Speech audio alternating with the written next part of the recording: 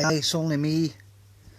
It's Tuesday night and I'm sitting in, I've got nothing today, so Jason Robertson asked me when am I going to do Jethro Tull buyer's guide. So I thought I'd do the first place. Jethro Tull has been gone since 1968. It was the 50th anniversary. Like last year they brought out like the greatest hits, but they're not actually doing anything new. Ian Anderson's still going about playing the greatest hits of Jethro Tull, but if you've not got Ian Anderson and at least Martin Barr, then it's not really Jethro Tull. If you don't know anything about Jethro Tull, then they're pretty much the original rock band that played with a flute in the band. If you hear rock music now with a flute in it, automatically listen to Jethro Tull. A lot of folk think that Jethro Tull's the name of the guy that sings in the band. That's Ian Anderson. Ian Anderson was born in Dunfermline in Scotland, moved to Blackpool when he was a youngster, and then he met up with a bunch of like-minded musician guys and started a band called the John Evan Band, and a lot of the guys would end up in Jethro Tull later on the line, but he ended up, they went down to London and he was the only guy that kind of stuck it out, so he ended up in a band with three other guys playing kind of, it was the mid-60s, so you're talking about the kind of British blues explosion. Your John Mayalls and your Cream, that kind of stuff, and they started off as a kind of blues band, which leads us into the first Jethro Tull album, which is called This Was Jethro Tull. Kind of jokey cover there with them all looking like old men. That's what we see now. It's Ian Anderson at the front, Glenn Cornick the bass player, Mick Abrams played the drums, and Clive Bunker was a drummer. A couple of nice dogs there as well. But like I says, this is part of the kind of British blues kind of thing, bluesy album. Nothing like what Jethro Tull would eventually turn into. And Ian Anderson said that that's why the name of this album was called This Was Jethro Tull, because they were already changing by the time that they made this album. This was a kind of stage set. They kind of broke through big at the Marquee in London. Guitar player Mick Abrams, this was his only album. He was maybe a kind of bluesy kind of guitar player. Some quite good songs on there. Kind of a nice wee bluesy album. Maybe only Dharma for One standing out as a kind of Jethro Tull style number, but again, My Sunday Feeling and Someday the Sun Won't Shine for You, pretty good. So if you like your blues, get into a bit of that. But Mick Abrams left because he didn't really get on that great with Ian Anderson. I think the two of them were a bit more forceful. So they recruited Martin Barr to play electric guitar. Recorded this, the second album, Stand Up. This is a bit more like what Jethro Tull would become later on. This is a CD version, but in the gatefold of the album there was a... Oh, hang on, this has got it. There's a thing there. It's Jethro Tull. The album's called Jethro Tull Stand Up, and it's got that wee kind of pop-up thing in it. This is kind of pivotal Jethro Tull. We've got stuff here that it would go on to become like a lot of the early Jethro Tull classics here. A version of Bourrée by Bach. There's a lot of kind of world music in here, kind of acoustic kind of singer-songwritery songs. This got to number 1 in Britain. Early supporter of the band was radio DJ John Peel, but like a lot of folk, that John Peel flung his support behind after they broke big. He never spoke to them ever again, which is kind of a strange thing. but apparently he liked the earthy kind of blues. This was Jethro Tull. This one as well has got like Living in the Past, which was a kind of big hit single for Jethro Tull. It's still a nice wee kind of pleasant tune. In 5/4, which is a weird time signature. But I Stand Up, probably the first classic Jethro Tull album. Next album they did, it's called Benefit, for 1970. This one, I've tried my best with Benefit over the years, but I just can't get into Benefit out of the early albums. There's some nice songs on it, but it just doesn't have the same kind of playability as Stand Up or a couple of ones that are going to come next. A kind of strange album. This is where they go in. They started to bring in the guys that I was talking about that started the video for Blackpool, for the John Evan band. They actually brought in John Evans, who the John Evan band were named after, just because they used his name. He wasn't a particular band leader or anything, that was still Ian Anderson. But he come on and played some keyboards on this. Still got he's not on the cover yet, but Benefit, it's alright. It's not my, again, nowhere near my favourite Jethro Tull album, although I do ken folk that are right into it. Next one up, this is a seminal Jethro Tull Aqualung for 1971. What can we say about Aqualung? This is classic Jethro Tull. This is their biggest selling album with a lot of their most famous songs. Aqualung, Cross-Eyed Mary, Locomotive Breath, Wind Up at the end there, My God.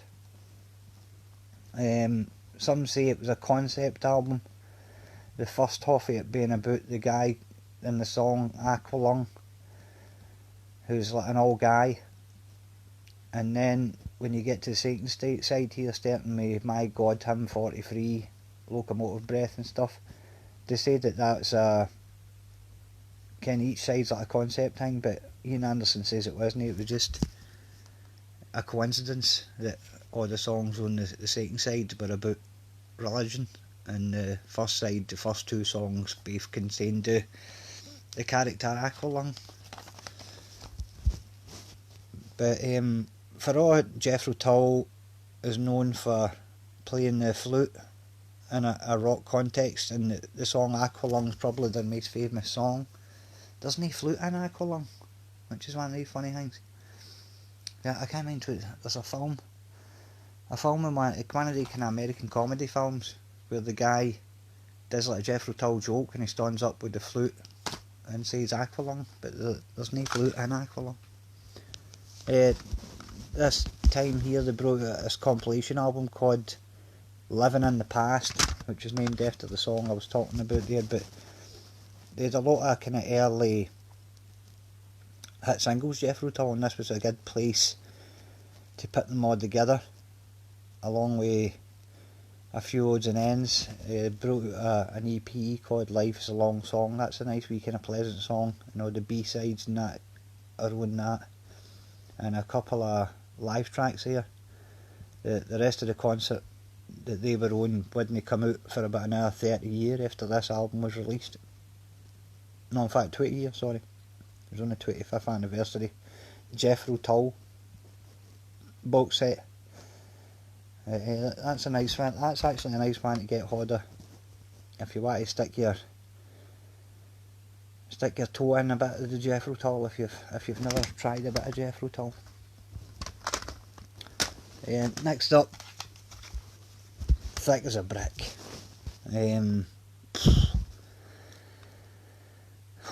What can I say about Thick as a Brick? This is one of the best progressive rock albums of all time, Ken, without a doubt. It might even be the best, really. It goes back to talking about Aqualung, where Ian Anderson was getting a bit sick a folk asking him if Aqualung was a concept album or no, and he kept saying that it wasn't, and folk kept saying that it was. So he says, right, I'll use a bloody concept album, and this was what he came out with. The picture on the front is like a kind of it's kind of jokey thing. It's kind of Monty Python-esque. You know, you make hysteria 10 year. I think from start to finish, for writing the first note to finishing the record, I think Fix a Brick took 6 weeks. I don't know if they'd longer years in the old days, but there was something just magic about Fix a Brick. There's a nice wee live version there for Madison Square Garden 1978. Can't recommend Fix a Brick high enough. The words, the melodies, I mean, it's a continuous song and it just all flows together. I can't say enough good things about Fix a Brick. For me, Jethro Tull's best album. Moving on, next up they did another concept album straight after it called A Passion Play. A Passion Play, it really isn't that far off Thick as a Brick, but everything's just a wee bit more exotic. Again, one song split over two sides of music, but split in the middle with this kind of weird Monty Python kind of story about, it's like a kind of children's story about the hare that lost his spectacles. But the concept of this one is, it's about a guy that dies, and then it's his journey through hell, and it doesn't really go like a definitive finish. And because the songwriting and the music quite exotic, so it got panned at the time by the critics. It came out in 1973, and at that time the critics were starting to get a bit sick of progressive rock bands. Yes, brought out Tales of Topographic Oceans, and that got kind of trashed. And I think Genesis had done The Lamb Lies Down on Broadway, which was another double album, and that got trashed too, and Jethro Tull got flung under the bus as well. A Passion Play, the music's pure magic. It's no just as accessible as Thick as a Brick, but I mean, if you stick with it, there's some right good deep listening in that. And it's 30 G's off like saxophones at this time, which is this album and the next one's the only time Jethro Tull would ever use saxophones as part of the sound. So apparently Ian Anderson fell out with the music press and declared that the Bond were never touring again, but apparently that was a big publicity stunt, because a fortnight or something after it they come back and said that they were going to do more shows and stuff, and then they went away and recorded another album called War Child. War Child, it's kind of back to the style Aqualung, where it's like short, after two albums are like 45-minute long songs, it's back to kind of shorter songs and more kind of just dafter lyrics after the depth of Thick as a Brick and Passion Play. I don't know, War Child, it's alright, but after the heavy weight of the two albums before it, I don't know if they went maybe too far back towards the kind of the early Jethro Tull, because they weren't that born anymore. They've still got kind of hit single on there, Bungle in the Jungle, and a nice wee acoustic song called Skating Away on the Thin Ice of a New Day, which was actually written for A Passion Play. And the last couple songs there, the third hurrah is pure brilliant, and Sea Lion's right good and all, and I quite like War Child, but the rest of it, it's alright.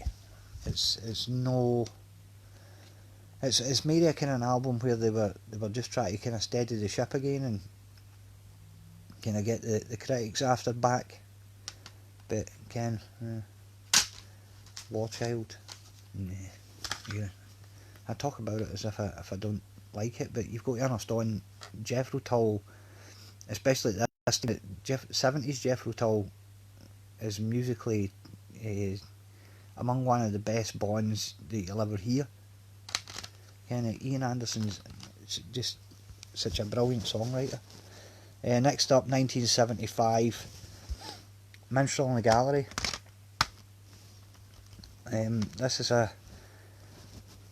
another strange one. You can really get two Jethro Tull albums that follow the same kind of path.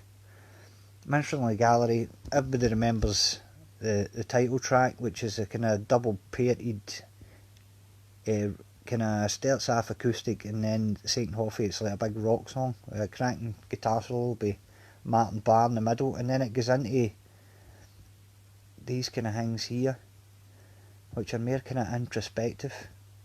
One White Duck and Requiem, acoustic kind of songs, and then the second side is like I think it's about 14 minutes long. It's called Baker Street Muse, and it again, it is good, but it's no very direct. It is kind of all over the place, but it is kind of, it's nice to hear a kind of throwback to the kind of longer style of composition, Thick as a Brick and the Passion Play. But Minstrel in the Gallery is alright. It's as if they're looking for a direction, Jethro Tull. After doing the kind of magnum opus of Thick as a Brick and wanting to get away from it, they don't know where they're going next. So Minstrel in the Gallery, some folk tell you that this is their favourite Jethro Tull album. And then the last one I'm going to talk about here, just to keep this video a wee bit shorter, is Too Old to Rock and Roll, Too Young to Die. On this one, Jethro Tull had a kind of steadier lineup. Up to now it was Ian Anderson singing, Matt Barr on guitar, and John Evans that they brought in for the John Evans band, but he'd also got over the course of a couple of albums here Barry Barlow that played the drums. Again, one of the great unsung drummers of the 70s. Again, everybody talk about John Bonham and stuff, but again, Barry Barlow, very underrated drummer. And Jeffrey Hammond, who was one of Ian Anderson's mates. Again, they says that he wasn't really a good bass player, but again, some of the playing on the albums, if he's not a good bass player, I don't know what is. But he up and away, because he wasn't really 100% into it. He'd done Thick as a Brick through to Minstrel in the Gallery, and then he buggered off.